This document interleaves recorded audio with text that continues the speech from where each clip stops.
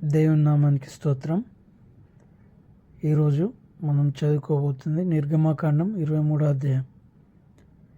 లేని వార్తను పుట్టింపకూడదు, అన్యాయపు సాక్ష్యమును పలుకుటకై దుష్టునితో నీవు కలియకూడదు, దుష్కార్యమును జరిగించుటకై సమూహమును వెంబడించవద్దు, న్యాయంను త్రింపి వేయుటకు సమూహంతో చేరి వాద్యంలో సాక్ష్యం పలకకూడదు.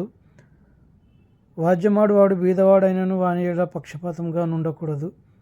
నీ శత్రువుని ఎద్దైనను గాడిదనైనను తప్పిపోవచ్చుండగా అది నీకు కనబడిన ఎడల అఘాయిత్యంగా దాన్ని తోలుకొని వచ్చి వానికి అప్పగింపవలను.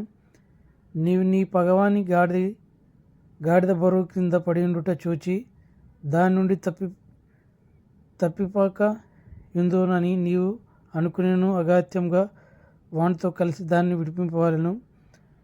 దరిద్రుని వాద్యంలో న్యాయంను విడిచి తీర్పు తీర్చకూడదు. అబద్ధమునకు దూరంగా నుండుము.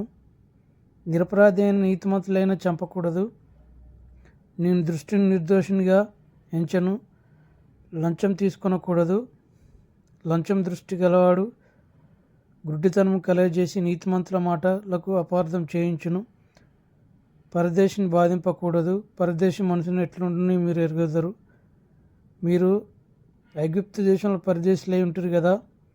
6 సంవత్సరములు నీ భూమిని విత్తి దాని పంట కూర్చుకునవలను. 7వ సంవత్సరం దాన్ని విడవలను. అప్పుడు నీ ప్రజలు బీదలు తినిన తర్వాత మిగిలినది అడవి మృగాలు తినవచ్చును.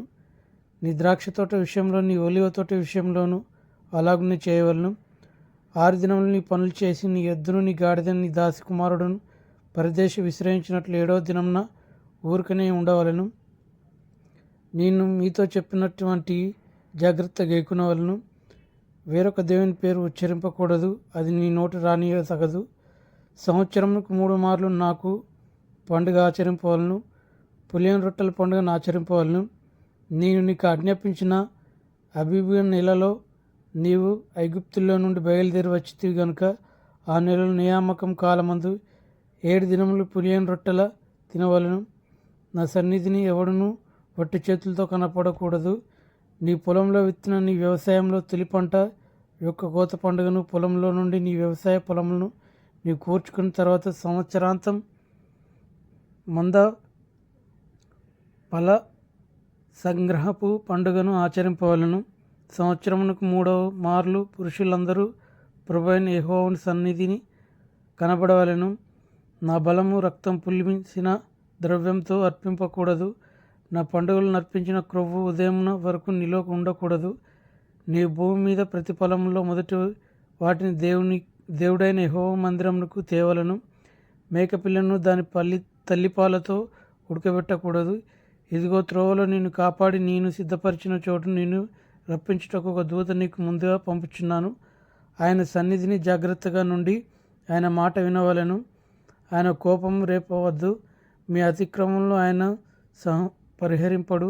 నా నామము ఆయనకున్నది. అయితే నీవు ఆయన మాట నువ్వు జాగ్రత్తగా విని నీ చెప్పినది యావత్తును చేసిన ఎడల నేను నీ శత్రువు నీ విరోధులకు విరోధి అయ్యుందును. ఎట్లనగా నా దూత నీకు ముందుగా వెలుచు అమోరీయులు, హిత్తీయులు, పెర్జీయులు, కనానీయులు, హివ్వీయులు, యోబీసీయులు వారున్న చోటుకు నేను రప్పించును. నేను వారిని సంహరించెదను. వారి దేవతలకు సాగిలపడకూడదు, వాటిని పూజింపకూడదు. వారి క్రియలు వంటి క్రియలు చేయక వారిని తప్పక నిర్మూలం చేసి వారి విగ్రహములు బొత్తిగా పగలగొట్టకు వలెను. నీ దేవుడైన యెహోవాను సేవింపవలెను. అప్పుడు ఆయన నీ ఆహారం నీ పాపమును దీవించును. నేను నీ మధ్య నుండి రోగం తొలగించేదను.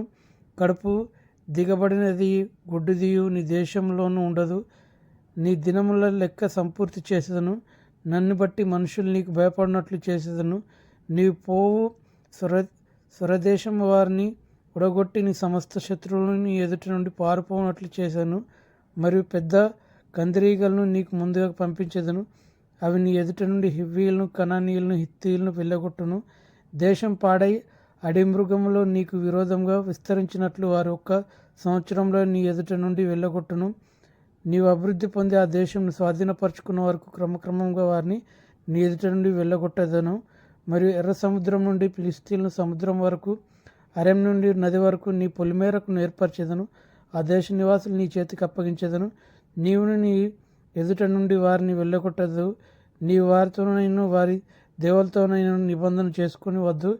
నీ వారి దేవతలను సేవించినాడు అది నీకు ఉరియగును గనుక వారు నీ చేతులు నాకు విరోధంగా పాపం చేయకున్నట్లు వారు నీ దేశంలో నివసింపకూడదు. ఇటు వాక్యం దేవుడు దీవించినాక ఆమేన్.